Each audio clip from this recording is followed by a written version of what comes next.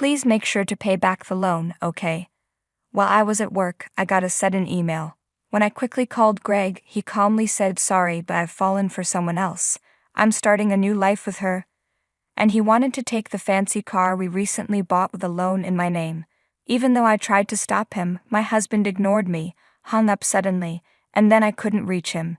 In the end, Greg left with his new partner, and now I have a big debt. As a mom to our 10-year-old son, I never thought something so unfair would happen. I feel really lost. Feeling lost and not knowing what to do. I'm 35 years old and my name is Hannah. My husband Greg is the same age, and we have a family of 3, including our 10-year-old son Ryan.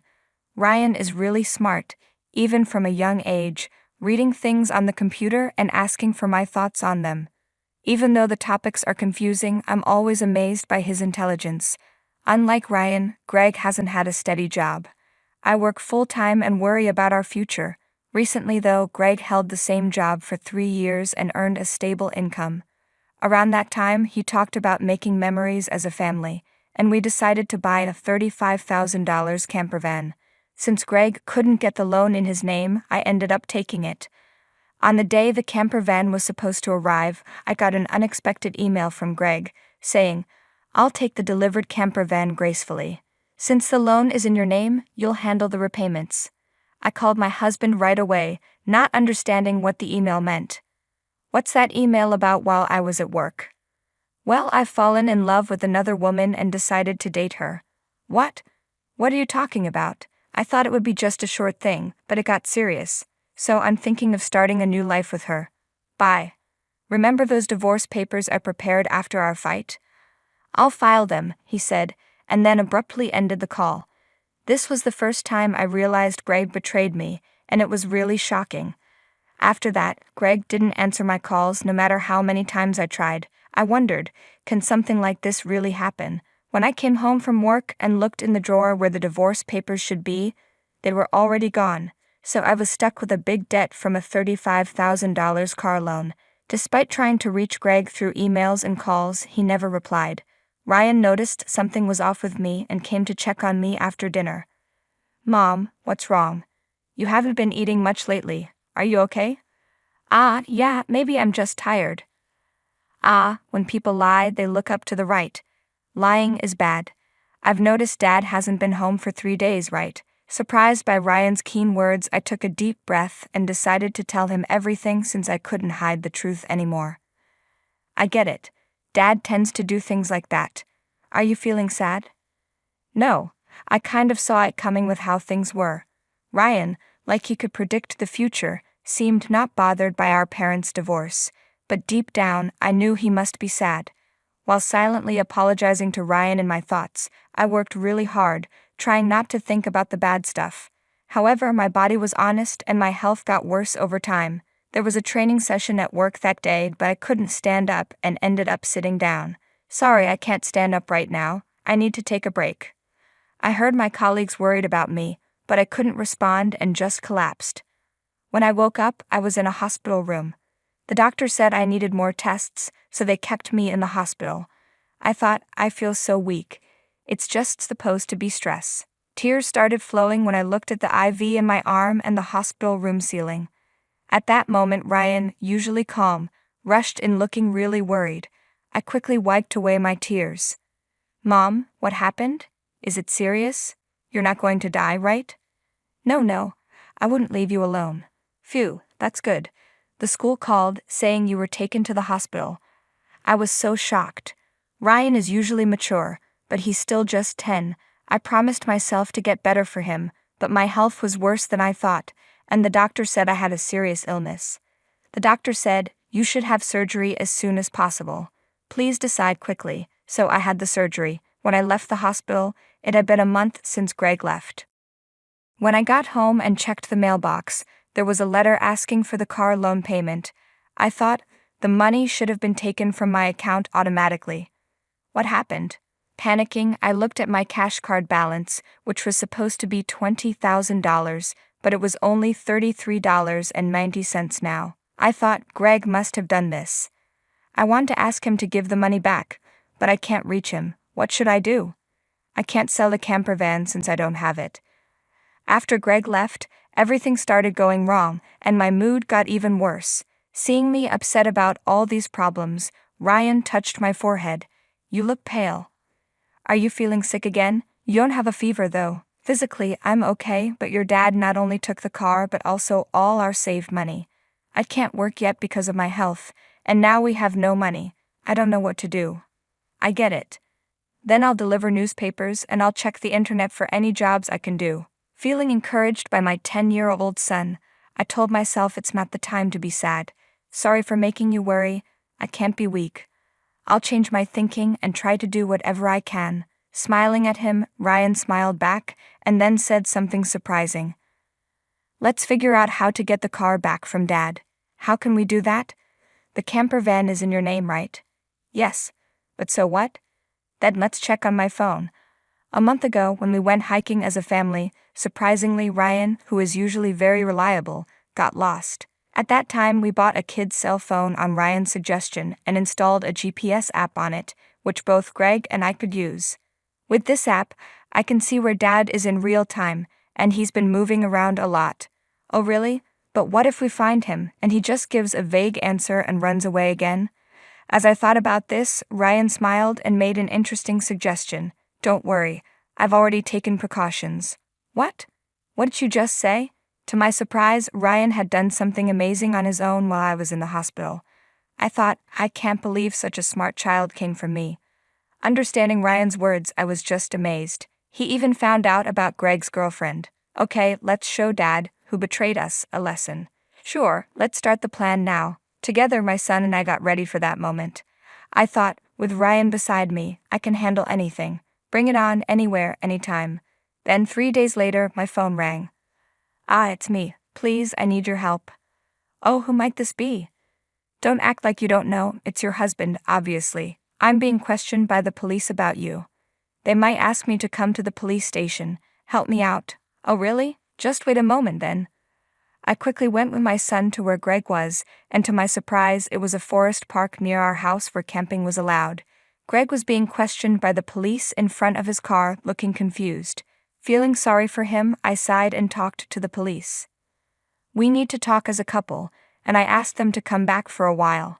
Greg looked uncomfortable with people watching, so he hurried Ryan and me into the car. Inside, Greg's girlfriend was sitting, glaring at us, but that didn't matter anymore. Sorry about that.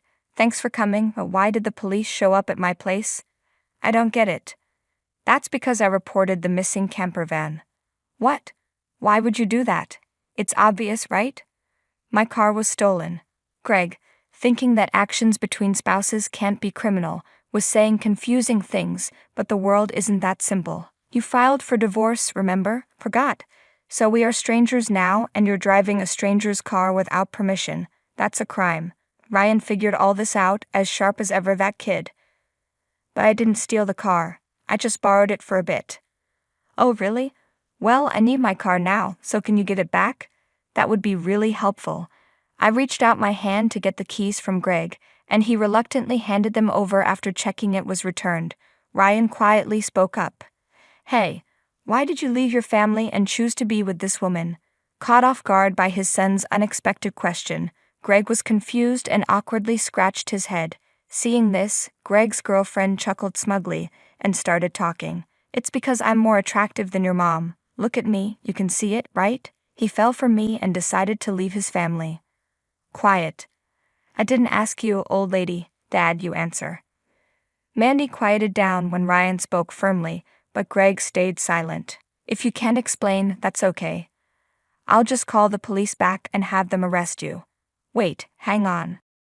Okay, I'll talk. It turns out Mandy joined Greg's company 3 months ago. They liked each other and got together at the welcome party for new employees. Later, they found out Mandy was pregnant, and Greg decided to start a new life with her, leaving us behind. And why did you take the camper van? I quit my job and was thinking of selling the car for money, but it looks like you were using it a lot, right? I thought it would be a waste to sell it right away, so we planned to go on a trip. Wait, how do you know all this? Remember when Ryan got lost? After that, as a precaution, we bought him a kid's cell phone and installed a GPS app. Did you forget? We put it on your phone too, so I knew where you were all this time. By the way, I later found out from Ryan that he pretended to get lost during our family hike because he wanted a cell phone. I was amazed at Ryan's ability to think and act so smartly. I thought something was wrong with Dad, so I made this plan to keep an eye on him. You're really a scary kid. I never want to become an adult like you, Dad, who betrays important people without thinking. Greg, faced with the tough truth Ryan told, couldn't say anything back.